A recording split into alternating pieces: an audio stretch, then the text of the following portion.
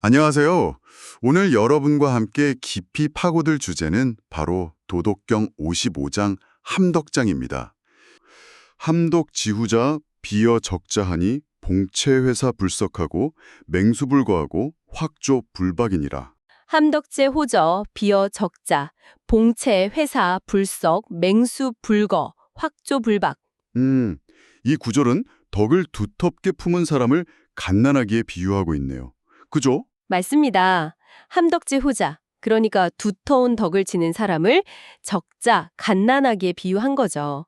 여기서 적자가 재미있는데요.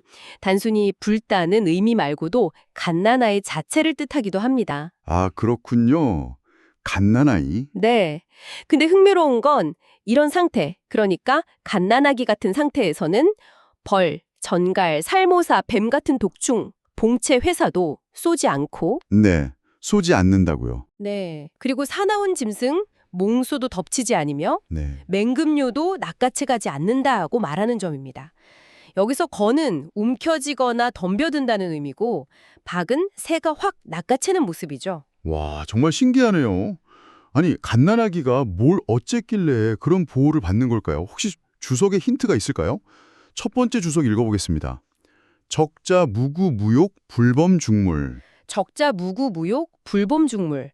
네, 바로 이 주석이 핵심을 짚어주네요.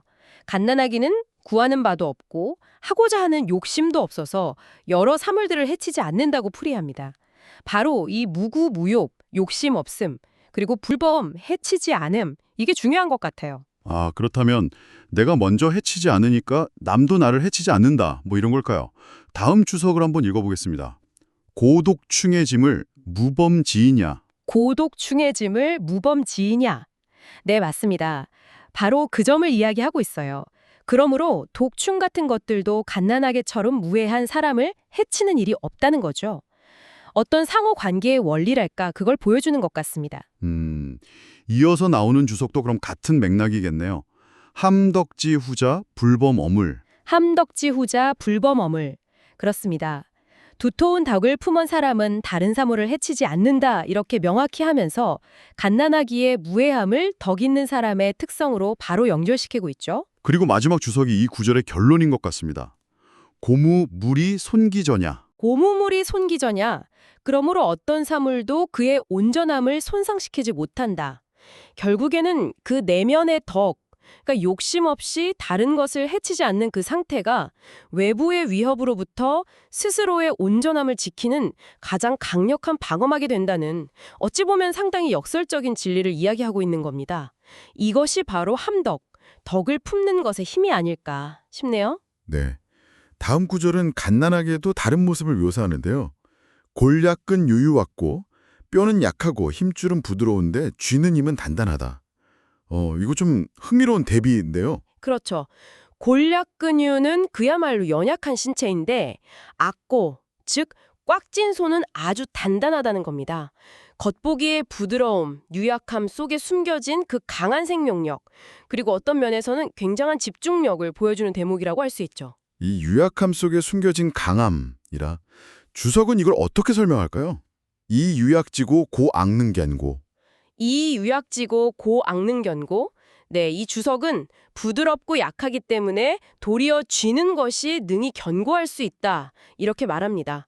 그러니까 단순히 약한 게 아니라 그 유연함과 부드러움이 오히려 더 강한 집중력 또 지속력을 발휘하게 한다는 통찰인 거죠. 우리가 흔히 말하는 유능제강, 부드러움이 강함을 이긴다는 원리하고도 딱 맞닿아 있습니다.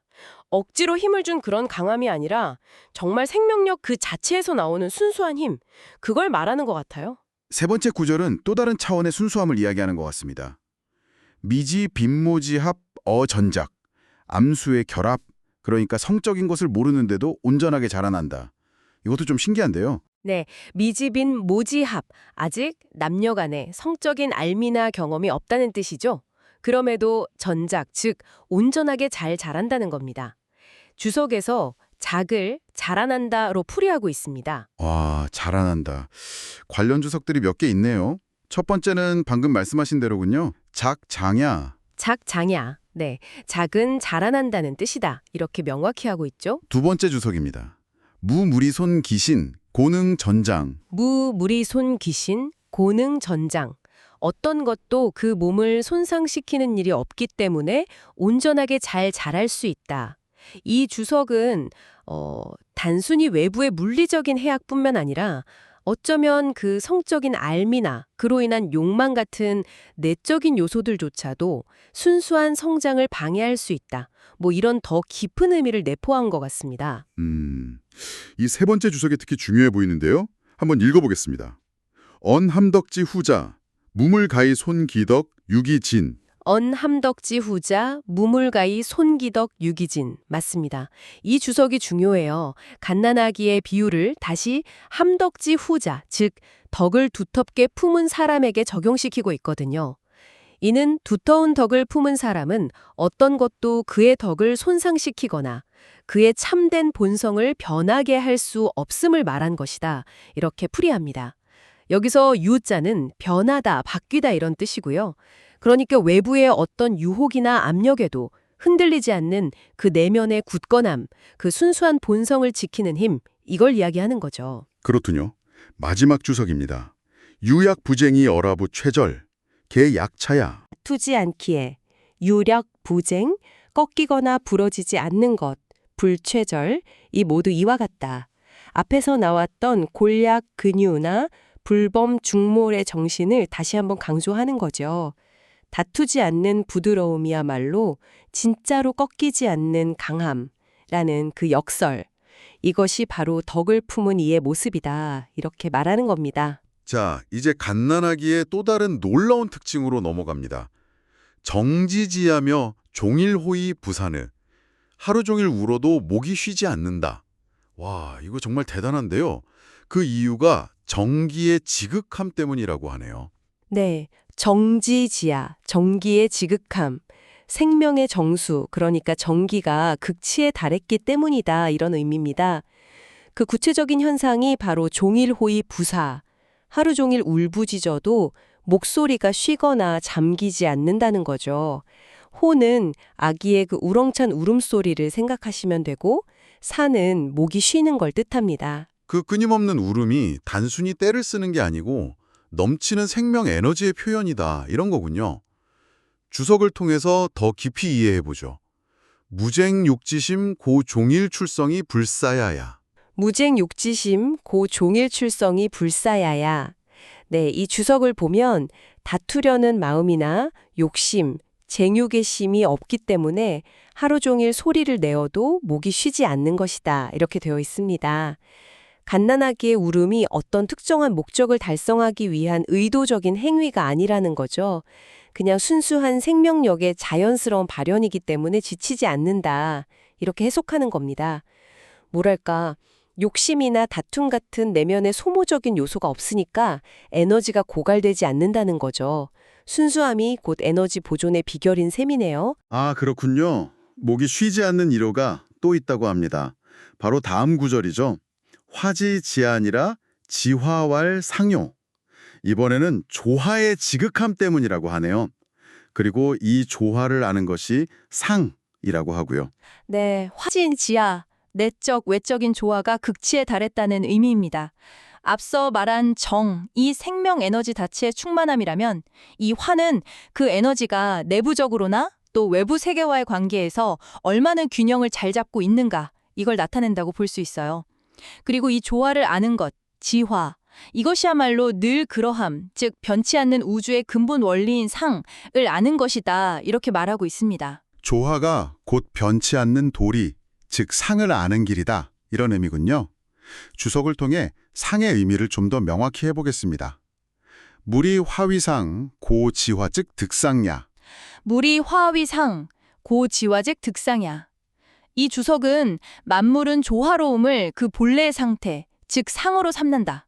그러므로 조화를 알면 곧 상을 얻게 되는 것이다. 이렇게 풀이합니다. 조화가 자연 만물의 보편적이고 근원적인 질서, 즉 상이라는 점을 강조하는 거죠. 우리가 이 조화의 원리를 깨달을 때 비로소 영원하고 변치 않는 진리인 상을 체득할 수 있다. 이런 의미로 받아들일 수 있겠습니다. 그렇다면 이 상을 아는 것은 또 무엇을 의미할까요? 바로 다음 구절이 답을 주네요. 아주 짧습니다. 지상왈 명요, 네, 상을 아는 것, 지상을 일컬어서 밝음, 즉 참된 지혜와 깨달음이라고 정의합니다.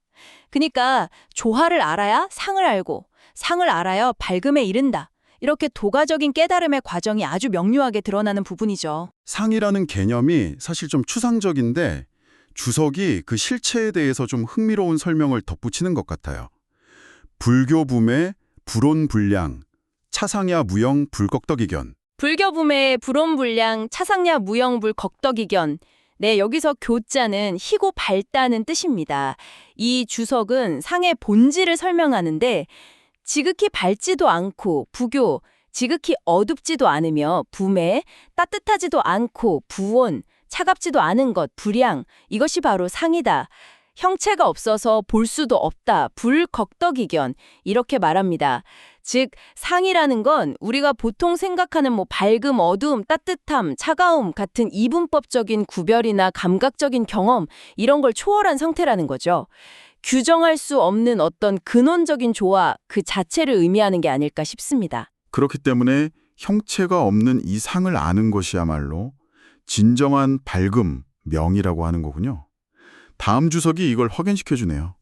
고알, 지상, 왈명야. 고알, 지상, 왈명야. 네, 맞습니다. 그러므로 상을 아는 것을 밝음이라 한다고 말했다. 앞선 주석에서 설명한 상의 그 초월적이고 비가시적인 본질, 이걸 이해하는 것이야말로 현상 너머의 진리를 꿰뚫는 밝음, 즉 진정한 지혜다. 이걸 다시 한번 강조하는 구절입니다. 아, 지금까지는 갓난아기로 비유되는 이상적인 상태를 이야기했는데 이제부터는 분위기가 좀 바뀌는 것 같아요. 그와 반대되는 좀 경계해야 할 모습에 대해 말하는 것 같습니다. 익생왈 상요. 삶의 무언가를 더하는 것, 익생을 상스럽다고 상한다. 이건 좋은 의미 아닌가요? 네, 표면적으로 보면 그렇죠. 익생은 글자 그대로 보면 삶을 증진시키거나 보태려는 행위, 그런 뜻이니까요. 건강을 챙기고 수명을 늘리려는 노력 같은 게 여기 해당될 수 있겠죠. 세상 사람들은 보통 이런 걸 상, 즉 길하고 상서로운 일로 여기지만 노자의 시각은 좀 다릅니다. 오히려 이걸 부자연스러운 것으로 보고 비판적으로 보고 있어요. 아, 억지로 뭔가를 더하려고 하는 게 문제다. 이런 거군요. 주석을 보면 그 이유가 명확해질 것 같은데요. 생불가익 익지식여야. 생불가익 익지직여야. 네, 아주 직설적인 경고입니다. 삶이란 억지로 보탤 수 없는 것이니 만약 억지로 보태려 하면 도리어 일찍 죽게 된다. 요야. 자연스러운 생명의 흐름을 거스르고 인위적으로 개입하려는 시도가 오히려 생명을 단축시킨다는 역설이죠. 과도한 집착이 부르는 폐해, 이걸 지적하는 겁니다. 비슷한 맥락의 경고가 또 이어집니다.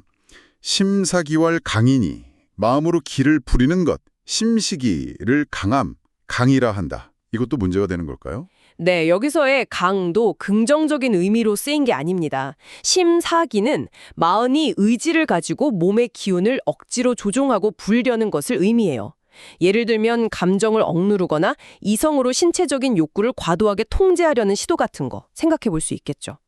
세상에서는 이런 자기 통제력을 강하다고 칭찬할지 모르지만 노자는 이것 역시 자연스러움을 해치는 행위로 보는 겁니다. 그렇군요. 주석을 통해 이 강함의 부조동적인 뉘앙스를 좀 더 살펴보죠. 심의우유, 사기적 강. 심무유유 사기즉강. 마음은 마땅히 비어있는 듯 자연스러워야 하는데 억지로 기를 부리게 되면 부자연스럽게 강해진다. 여기서 강은 그 생명력이 넘치는 건강한 강함이 아니라 긴장되고 경직된 상태, 자연스러운 흐름을 잃어버린 인위적인 강함, 그런 걸 뜻하는 걸로 해석해야 합니다. 네, 드디어 마지막 구절입니다. 앞에서 말한 익생과 심사기, 이것들의 결과가 무엇인지 명확히 보여주는 것 같아요. 물장칭 로하니 위지 불도라, 불도면 조인이라. 네, 여기가 이제 결론이죠. 물장즉로, 만물은 억지로 왕성하게 만들면 오히려 빨리 늙어버린다. 이렇게 인위적으로 강함을 추구하고 삶의 무언가를 덧붙이려는 것을 위지불도, 즉 도에 어긋난다고 부릅니다. 그리고 그 귀결은 명백해요. 불도조의, 도를 따르지 않으면 일찍 끝난다. 여기서 이는 그치다, 끝나다, 심지어는 죽다는 의미까지 포함할 수 있습니다. 결국 그 자연스러운 도의 흐름을 거스르고 억지로 강해지려 하거나 삶을 늘리려고 애쓰는 것은 오히려 더 빠른 쇠락과 종말을 가져온다. 이런 강력한 경고로 2장이 마무리되는군요. 오늘 저희는 도덕경 55장, 함덕장을 원문과 주석을 통해 갓난아기라는 비유를 통해서 욕심 없이 순수하고 또 부드러우며 조화로운 상태야말로 진정으로 온전하고 강하며 도에 가까운 모습이라는 걸 확인할 수 있었어요. 반대로 억지로 삶을 늘리거나 마음으로 기운을 부리는 그런 인위적인 행위는 도리어 해가 된다는 경고도 함께 되새겨 보았고요. 저희는 다음 탐구에서 다시 뵙겠습니다.